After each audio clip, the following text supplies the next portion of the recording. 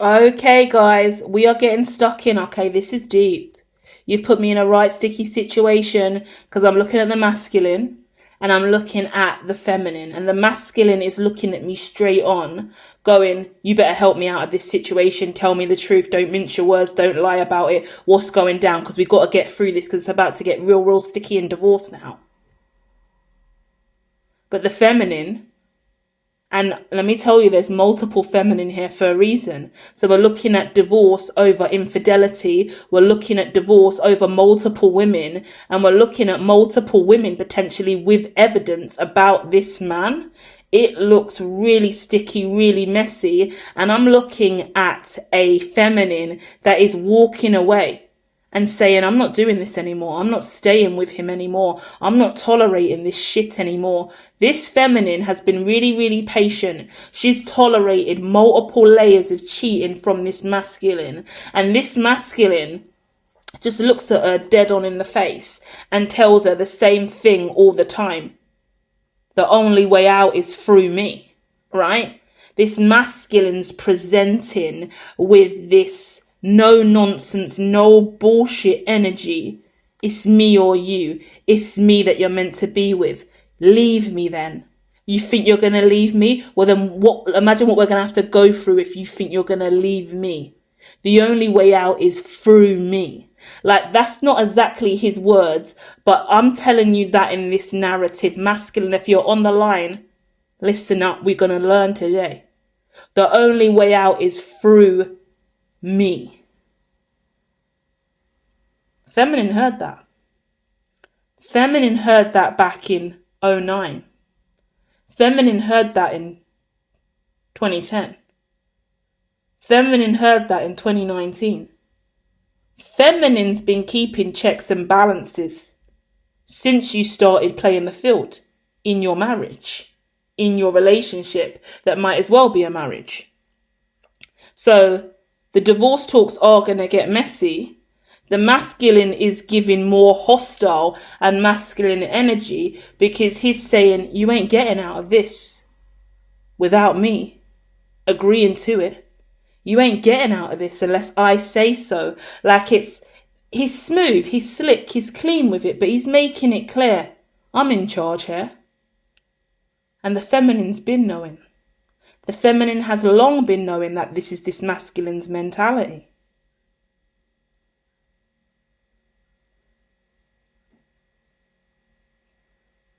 A lot of women have got opinions about this. This is a situation where this masculine, who is also on the way out, I think divorce is inevitable. I think we're already in divorce talks here. But all of these feminine know this woman's well supported. This woman has an army of feminine. Don't fuck with a bad bitch and her crew during divorce season, please. Please. Excuse me? I know you're not trying to come for me during divorce season. Have you lot not watched the Kim Kardashian divorce TV show? Have you seen how flying fantastic they are and the way in which they're dressed? My goodness, I think it's available on Hulu. I can't remember what it's called. But I just know the fashion in it is on point. Storyline isn't the greatest, sorry Kim. But I mean, it's just such a don't start me off on it. I'm not going to be rude.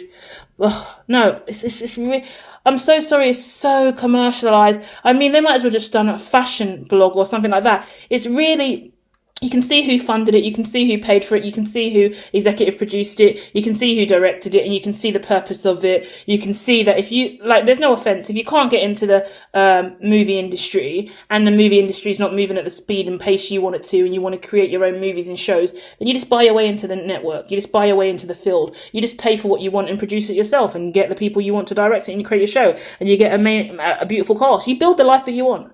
The one thing I will say about Kim Kardashian, no matter what, and we'll speak about her and divorce while we're here, is that bitch will pull up and take whatever the fuck she likes from any fucking dimension. Yeah? The bitch wants to be a movie star, and she wants to look fly and fabulous, and she wants a fabulous show. She pulled up and did that. She paid for that herself. Her and Kris probably went in. I don't know the specifics in the background, but clearly Kim was like, I want to be an actress. I need to practice, mummy. What can we do? We've got big bucks, so let's create our own show. Let's look fabulous as we do it, and let's hire some bad bitches that will look great on camera too, that are up there, okay? And they got a great cast as well. 2 powerful black women in it, incredible actresses, and the other cast is fantastic as well. It's all about divorce, and Kim looks lit, and Kris Jenner is the executive producer as well. So there you go. That's what happens. Buy your way up the chain, because you must prosper. Is what it is in the industry when you're fucking full of coin. Do you know what I mean? And that's the issue here as well, what we're dealing with. We're looking at a situation where somebody here is... Okay, interesting. I'm not going to say full of coin over here, because the only coin card here is the 7 of Pentacles. The sad truth of the matter is money is incredibly tight. Money is incredibly tight. And I think that this incredible divine feminine over here and all of her friends, this is Divorce Club 101. We're talking about a whole team of women that have all been divorced before and have all had different divorce attorneys and know the ins and outs of divorce and how it goes and the highs and the lows and what to do. And they have actually trained this woman up and given her a masterclass in what to do. And I think they've been doing that since 2009. Yeah? Wow. So now I'm getting like emails, I'm getting proof, and I'm getting evidence of agreements that have kind of been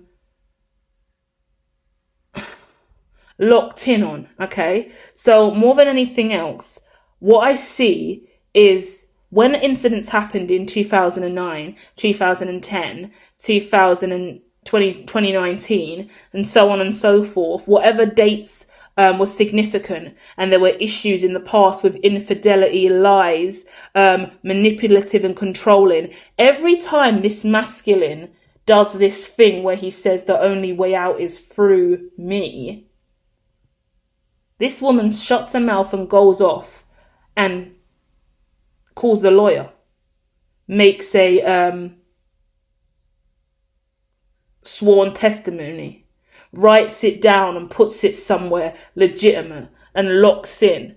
So if the day ever does come, she's safe and protected. I think like woman's intuition. Do you get what I mean? She just, every time this man has met her with force and resistance, instead of being broken, emotional, and breaking out of potentially mummy mode, because there could be kids and family involved, and a lot of shared assets, she's just gone, nope, let me just go straight over here to my lawyer, my accomplice, my best friend, my legal. Let me just give them the evidence for that. And there we go. Let's carry on. We're going to forgive and we're going to keep working on this marriage. We're going to forgive and we're going to keep working on this marriage. But every time we're going to forgive and keep working on this marriage, oh, you're trying to gaslight me again? Okay, put that in the gaslighting binder. Or what is that infidelity again? Let's put that infidelity in under the F section in that cabinet. Yeah, that F folder is going to have to get redone again. Get a new folder out, because that F infidelity folder is a bit ripped now. It's so full. Get a new one. Like this woman is removed from the broken vessel she once was when this was occurring in her reality. This is what marriage does become in some instances. I love it, because for me, being quite young and naive in relationships and being single at this time, but still hoping that marriage and kids is a thing for me in the future around my busy work schedule, I go, wow, this woman and her energy presenting today is teaching me how to still be a boss bitch and removed from the ego of the masculine. This masculine has no control over her in regards to any ability to manipulate or sidestep, avoid, evade, ice her, disrespect her. And I think he knows it. And I think he falls on empty words quite frequently, but he has to continue to present. I think he doesn't even show up anymore beyond the man he appears to be on the surface. He just gives a tough face and tough image on the outside, but he's already gone somewhere else. I think he left the relationship a long time ago. I think he hasn't been present for maybe 10 years now. I think it's one of those relationships that looks good on the surface, or might not even look good on the surface. I don't even think they try and fake it. But there's a real distant masculine. The masculine isn't there beyond the external presentation.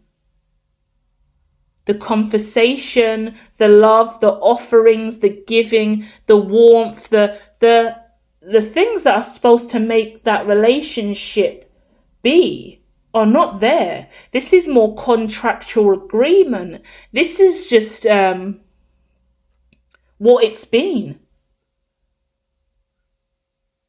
I think the feminine closed down shop, shut up shop, stopped having sex, stopped engaging, and went off and carried on doing her day job and looking after the kids and just getting on with life for a long time ago, maybe a decade if you've been together for like 20, 30 years.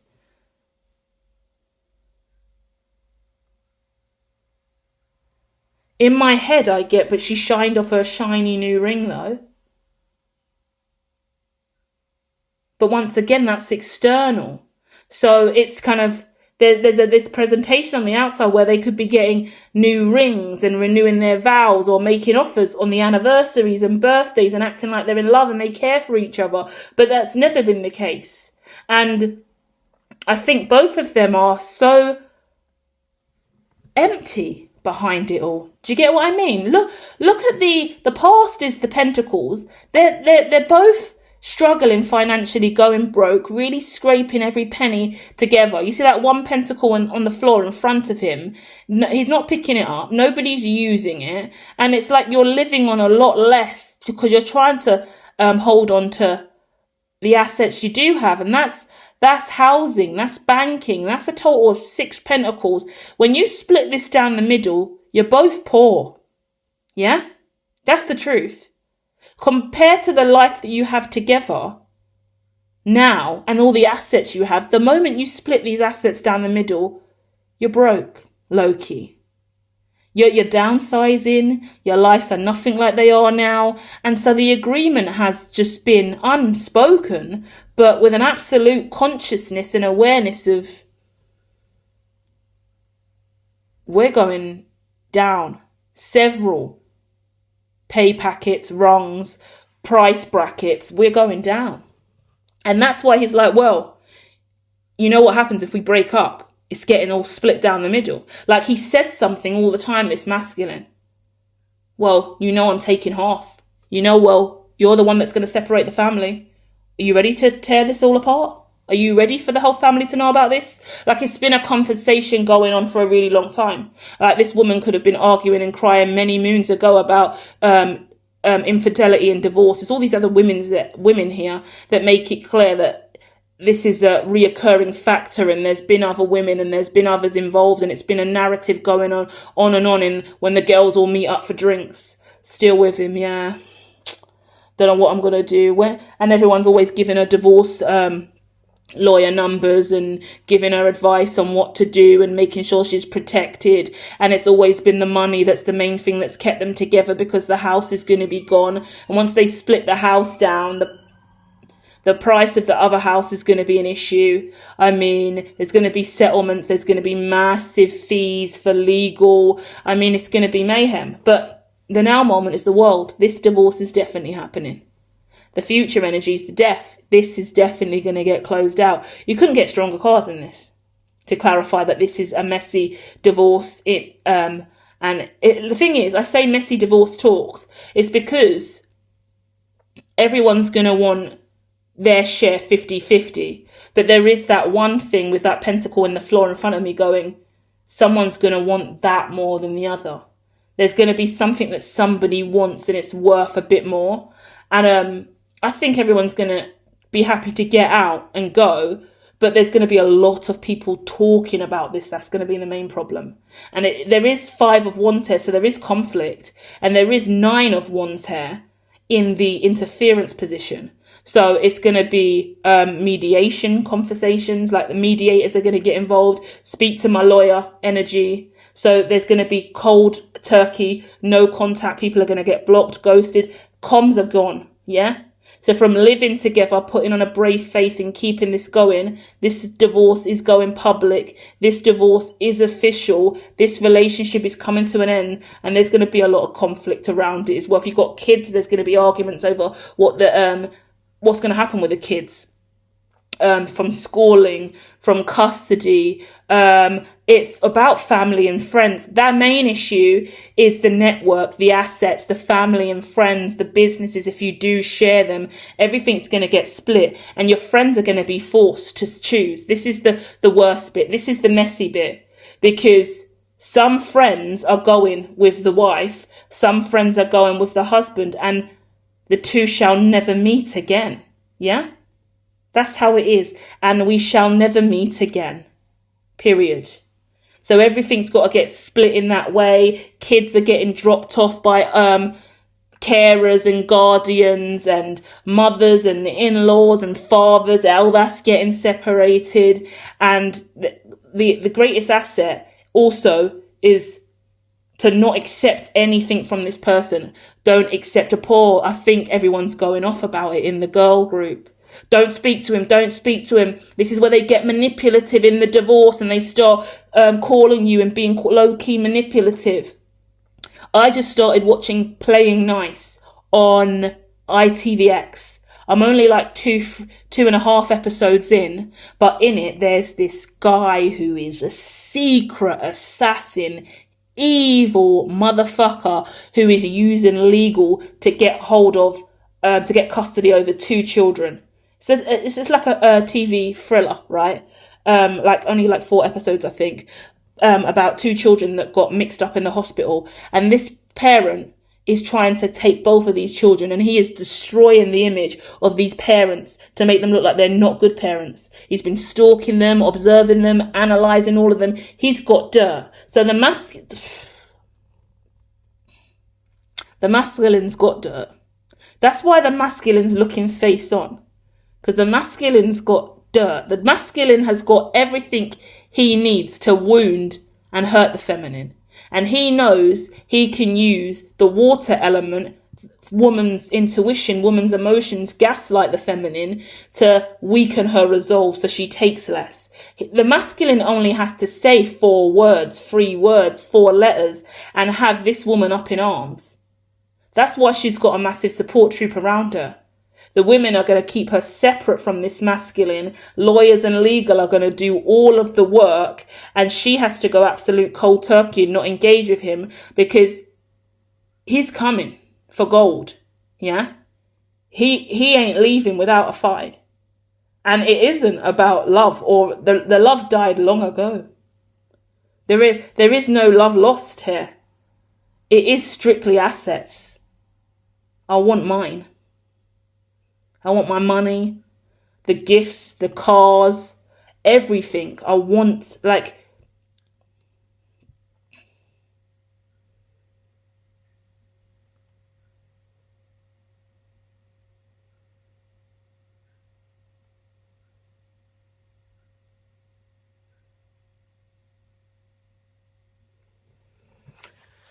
wow. There is a lot here.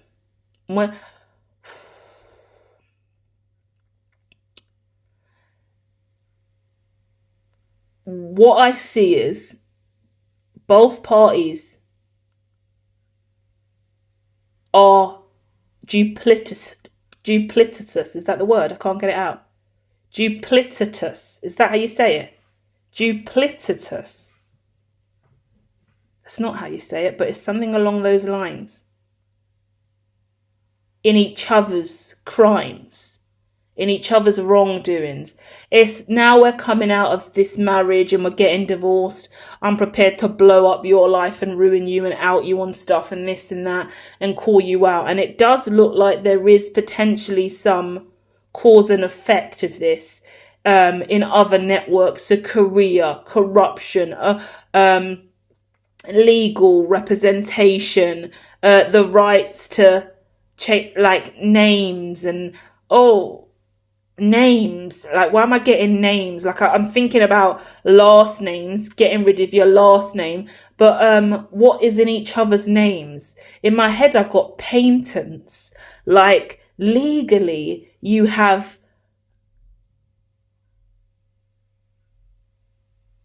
weird. I'm getting like,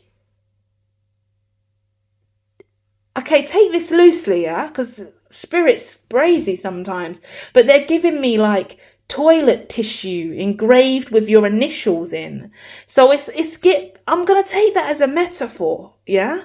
Because poor people exist here too, right? Not everybody's got fucking toilet roll engraved with your initials on it to wipe your anus. My goodness. Divine, help me here. Pull me back from the brink of this vision. But on that note, it's like, it's kind of taking the piss a little bit. Like, Divine's giving me the reality of, like, what's it really worth on a bit of toilet paper, right? Like, so ideas and dreams. Oh, this is business related as well, I'm getting. Well, we didn't decide on what we were going to do with that. We didn't invest in that. There's a load of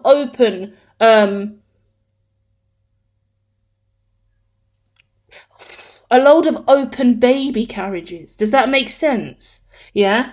We got this baby carriage and we're meant to put her in that. We got this baby carriage and we're meant to put him in that. There's a lot of things that haven't actually birthed in your relationship, and unique things that were related to your love language that didn't materialize.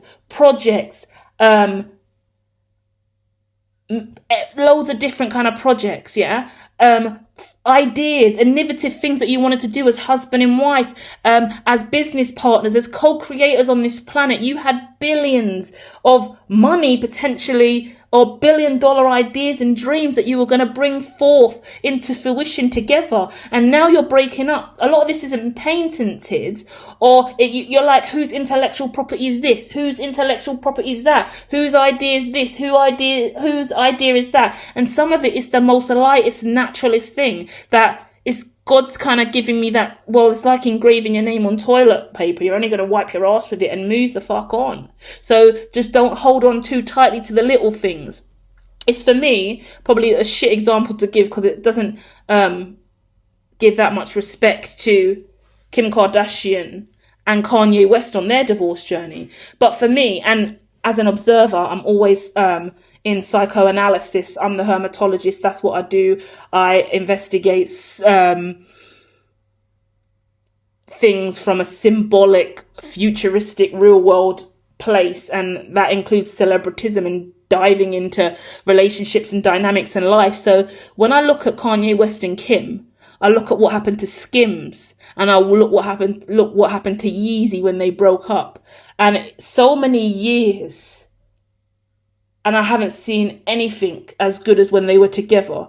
And it just disappointed me and disheartened me. And now Bianca Censori's now come out with her own photo shoot quite recently, and it kind of looks like, rah, is this where she's taking the brand? You can see where Kanye wanted to go with Kim but got blocked because of his mental health problems, and where Kim should have taken Skims but couldn't because she was no longer with Yeezy and Kanye. It's the separation of two high-profile individuals that had two separate entities that were beautiful on their own, but that were, in my opinion, destined to come together and be the greatest piece of fashion we had seen yet. I was really excited for the evolution of Kimye in fashion. I was really excited to see Skims and Yeezy really come forward and be something amazing. And I've fallen off Skims ever since then, and and Yeezy's just invisible since then too.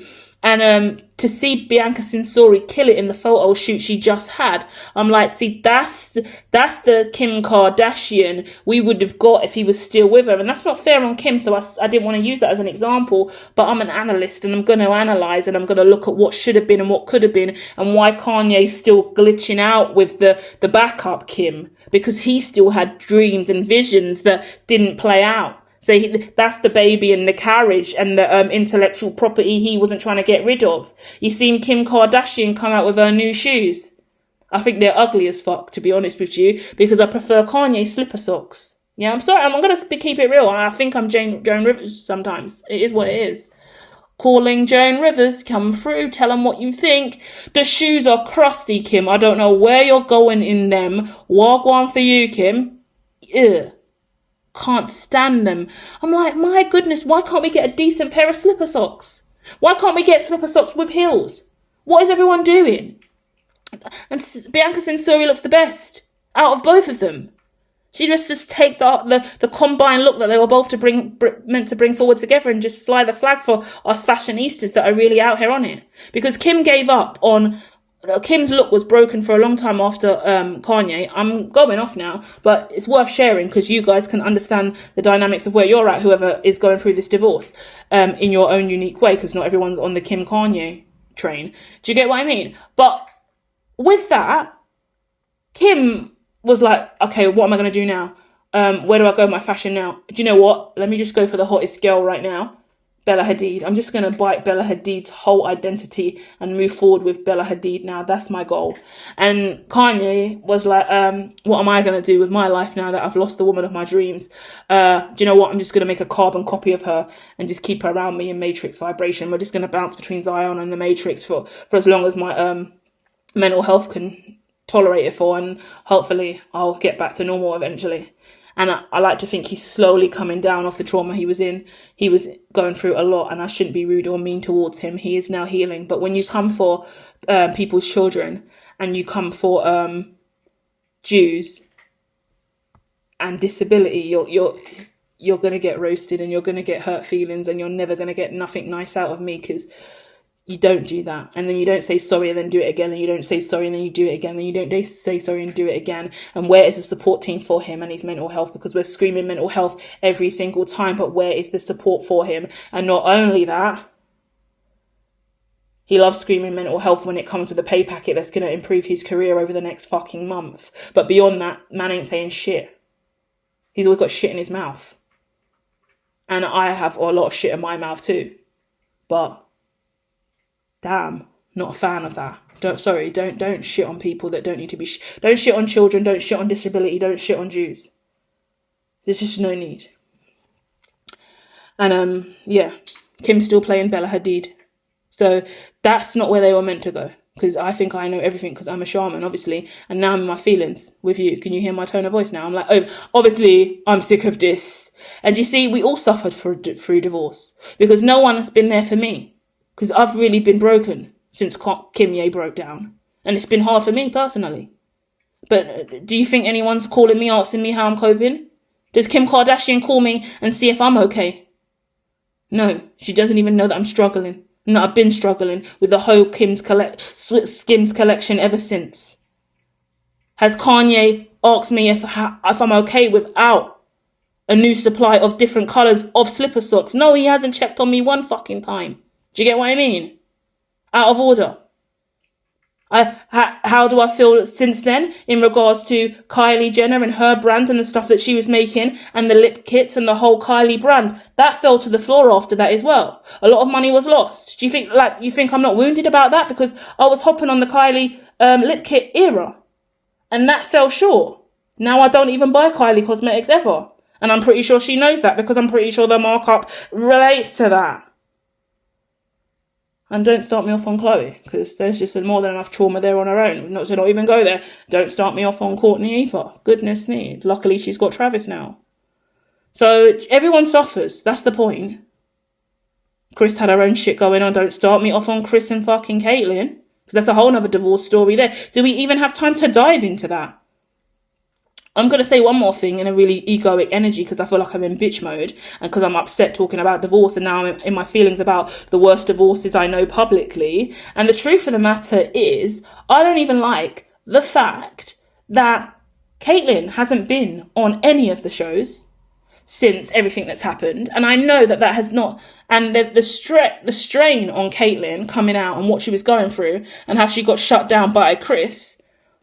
I mean, let's be real, that's still Bruce in there before all of this happened. I know we had to let Bruce go and let Caitlyn be birthed, but we know that some of you guys in the family knew about Bruce's history and what was going on. We knew that. Bruce made the decision to finally move on. That it was okay to be aired and filmed to a certain degree. You showed us into that into a certain degree, and then you just cut us off. And Caitlyn was in a really good position, and I think the family, or at least Kris, was like, no. Let's strip everything from Caitlyn because Bruce is dead now. Let's strip everything from Caitlyn and Caitlyn can just suffer. And I feel like Caitlyn / like Bruce, during the turn towards Caitlyn, would have been in a much better situation financially. And I think the family are so much better off financially and just left Bruce to the side. And Bruce has really, Bruce has really suffered. I'm sorry to you using his dead name over and over again. But, I mean, the girls still call him Dad, which is weird to me as well. I don't think that that's fair on Bruce. And now I'm saying Bruce. I'm talking about the last episode of the Kardashians I watched, which was a real struggle for me. Because, firstly, it's okay. Sorry, Kris. Kris is going to be pissed about this. But the truth of the matter is, Kris, it's absolutely fine for Caitlyn to come round to the house now that I've had my facelift. Because now I feel better about myself and my face is great. So come and look at me with my nice face. And we're not even going to invite you to the house the same time the rest of the family come. We're going to invite you to come a lot later. And we're not going to encourage you to dress up or do wardrobe or get glam. We're not going to give you any of our glam team. We're going to make you show up looking like trash. Did you see what Caitlyn was wearing? We know how hot Caitlyn Jenner could look. And the trans community need a fucking boost. And I don't know, I don't know what situation or what reality Kylie and Kendall are now living in. Because I know if they weren't under pressure and sweated from mum, they would have made sure that Caitlyn was looking lit. But it got to the point where they were like, Kris and Kim were like, no, we're not going to help Caitlyn anymore. She's been rude to mum. So we're not going to give her glam. We're not going to make her look good. We're going to strip her of money, rah, rah, rah. And now Caitlyn got a really raw deal and is out here looking broke and basic when Bruce was a massive part of that family and should have more money and should have glam and should have support and should have kids that call her mum. Sorry, Kris Jenner, get over yourself. There's 2 mums now, and it's really rude to still be in the room full of kids, yeah, and be going, Dad, that's not Dad anymore. So, if you can't say Bruce, you can't say Dad. And I know that Caitlyn's going, no, it's okay, you can call me Dad, but that's because Kris kicked up a fucking stink about it. That's mum now, that's mum too. Call her Mummy K or something else. Goodness me, where are the psychologists? Where are the family support? Because all of you got kids and Caitlyn's walking around and you're going, Dad. But no, that's not fair. That's not fair on Kylie's kids.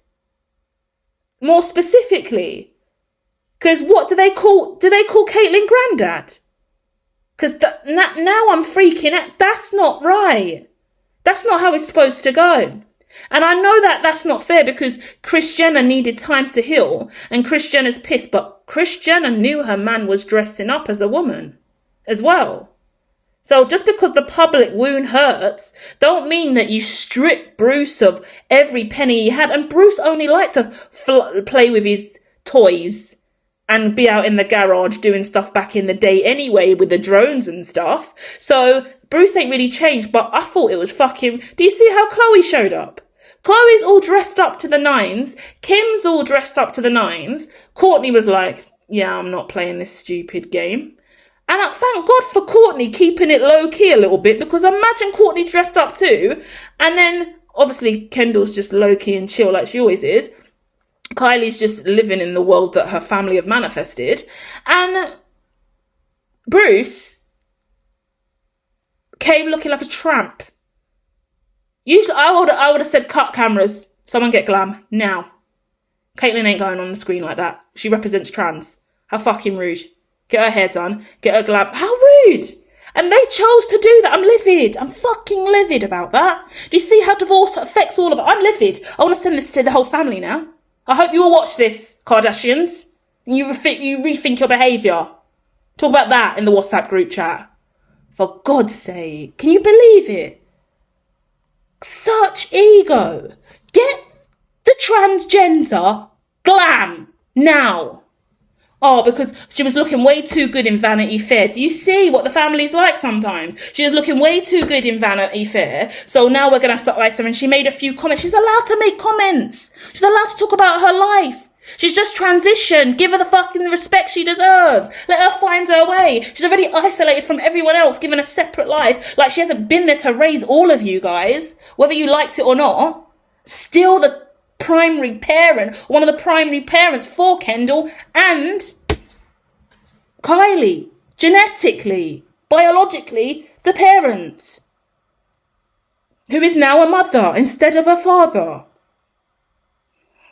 That must be such a wound internally for Caitlyn, and for her to play it down and let them call her dad when it's just like, that's not your dad. I promise you that's not your dad anymore. And Caitlyn can't even fully transition and heal and be who she is if she's being called dad still. That's fucked. Because in any moment you say dad, you denounce her reality as feminine, because you're saying you're not mum and you can never be mum. And the only reason you're saying that is because mum said no. Because mum doesn't want to share the mum role.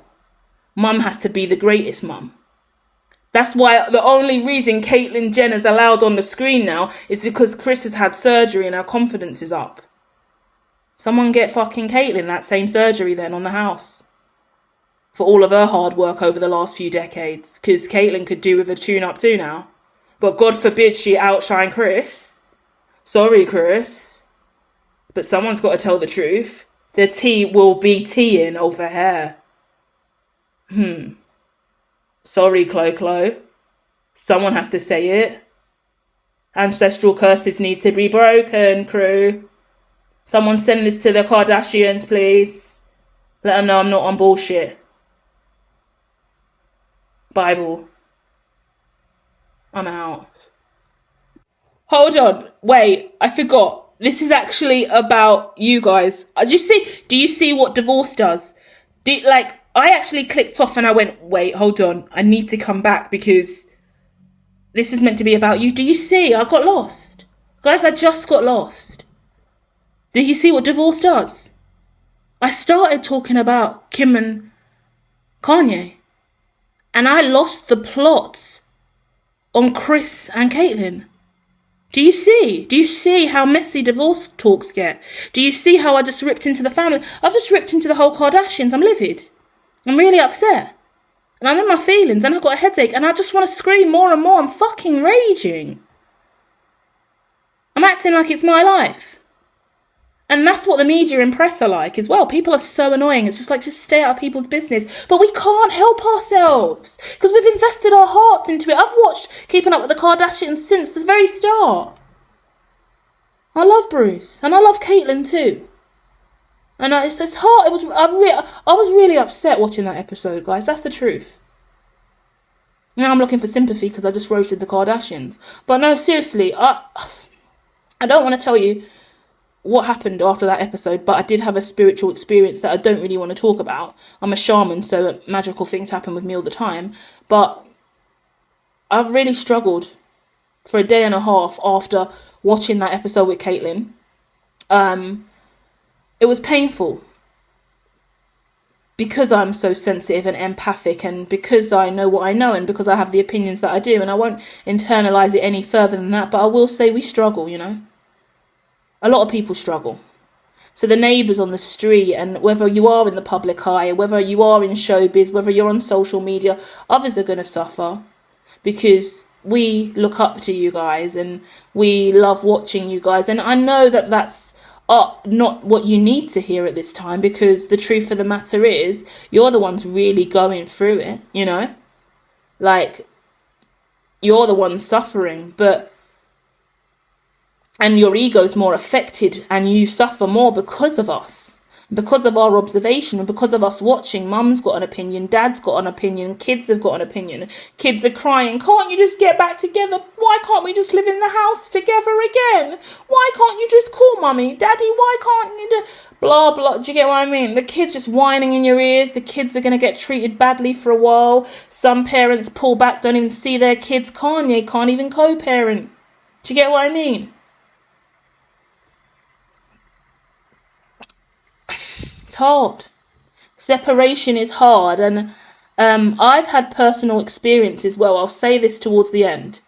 I can't believe the words that was going to come out of my mouth. I'm going to say it. But I don't want that to be anything that pushes someone to not be there for their kids. But I will say, since going no contact from family and friends and people that I was closest to for a window of time, I had to pull away from some of my loved ones that were innocent in this. And in instances, kids that I love to pieces, yeah, I've had to let go of. And it's been collateral damage. And at points during some of the hardest moments, like birthdays and stuff, where for my own safety and sanity and protection, I couldn't reach out when I was at the height of being harassed, I felt like, wow, I feel like this must be what it feels like when a father has beef with the baby mother, or whoever the primary carer is who has the kids. If the other person has beef with them or can't be around them, like, this is what I got in my head, yeah? You have to go back to that same house that you lived in with this person. The same garden, the same kitchen, the same bedroom, the same lounge that was yours, that you lived in. That's PTSD, that's trauma, that's depression, that's anxiety, that's stress. Especially if the man has walked away with less, left the house, his home, and now lives in a condo in the middle of wherever. It's sad and it's grief. And to be around the kids in that environment, especially to come to the house and see the kids. Some parents put all these restraints on. You want to see the kids, you have to come to the house, you have to spend time here. I don't want you to go to for that. You don't even want to see the divorcee. You don't even want to see your ex-husband or wife. But you do when the kids are around, and it gets difficult. And if the relationship is toxic, violent or abusive, and you can't bear to be around that person, if you haven't got a healthy mediator in the middle that's going to let you have access to the kids completely removed from the toxicity of the ex, then sometimes you don't see that kid. And sometimes it's so traumatic to even see that child and them ask you questions that some people are not even built for it mentally. And it really dawned on me, like, what some people must go through when they go back to their old home that they used to live in for years with their ex. And now they just go there to pick up their child. It's a burdensome toll on the psyche, you know? So it's no excuse for not being there or seeing your kids. But in some instances, when you don't talk to anyone and you go cold turkey and you're not even co-parenting, it's because in some instances it's dangerous, it's unsafe, it's toxic. And in other instances, it's something you can't even psychologically manage. You need to go to therapy for a while before you even risk putting yourself in that situation again. Because even an incident I was aware of is you can't even have a phone call without that person in the background. You can't text or message without knowing whether or not it's actually the ex texting. You don't know who you're really talking to, and you're getting messages and stuff, and you're questioning, is that the ex or is that the actual child?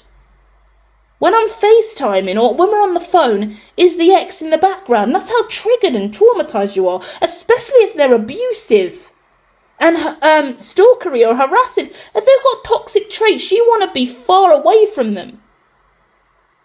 And they'll use the child as a leverage and in manipulative and abusive ways. So leaving while the child is young is the worst, you know. When the child's older and they're more independent and you can have more grown up, 13 and upwards, more manageable. Anything under the age of 13, hard if the relationship is incredibly strained with the ex, you know. So bear that in mind. And even beyond then, you know. But yeah, that's my deep psychoanalytical developmental analysis of divorce and what you're going through. And this is going to come to an end with the World card and the Death card. For a fact, it's ending. But the truth of the matter here is the conflict that it's bringing up in everyone is rife. And I've just given you a live demonstration of that. That's what it means to be a shaman. Did you hear me? I ripped into everyone. Do you know how long I've been sitting on that? That shit's been stressing out my chakras for a long time. I can't believe I just went in like that. I had to get it off my chest. It's eating me up inside. It's been eating me up, this Kris Jenner situation. And Caitlyn Jenner. Really painful. Really hard to watch the last episode. Really, really not great. And I'm not even related to the family. Imagine. Do you get what I mean? I'm just an observer on the outside, so imagine what it feels like to be inside and to deal with all of that. The empath struggles in any sense of the word, no matter how far removed you are from the incident, you know? So just bear that in mind. There's a lot of ricochet and there's a lot of people that suffer, and you've got to do what you've got to do for your own sanity, okay? Healing is already in motion, and both of you are old enough and wise enough to know exactly why you're doing this, and there's no regret, because you both know this is it. You're not doing it anymore. It's over and done. Close the case, move the fuck on. It's just the assets and the money that's going to be a little bit of an issue, because it's going to take maybe about 3 to 4 years, I would say. 3, 4, 5 years to really stabilize. In 9 years, you'll be safe and protected and back to a really grounded position financially. But that's 9 years. Like from 9 years, you'll be so far moved on, and this will be so far behind you, obviously, because it'll be 9 years on. You won't be bothered, but you will have a little regret 3 years from now and 4 years from now, where you really start to understand what it means to really make that money independently on your own and keep things afloat, just you now, no joint assets with anyone, you know. And then 5 years, I guess there could be a relationship and dating other people, or some issues with a new lover and your ex clashing or something like that, okay? So if you're moving on and you start dating someone new, you could be settling down with them in 4 or 5 years, or a shift in your mechanics of life, I wanted to say, the way that you mechanic, which is interesting, because it just gives me someone who's really analytical in day-to-day life, in the way that you're managing your new world and your assets and your family and friends. That's really going to shift, and there's going to be maybe some kind of dramas in the family with that, because you get a new person, a love interest, and they're moving in with the kids, and that's going to trigger the other one, and you were single and you weren't official for all of that time, but 3 years it wasn't a big deal. 4 years you're just dating this person, now you're looking at marriage, and now you're pregnant with a new kid, and what the fuck, do you get what I mean? Kind of that energy. But you're going to get through it, and you're going to be better off for it. And this masculine checked out long ago, and this feminine is backed by all of her friends, so you're all fine. Love and light.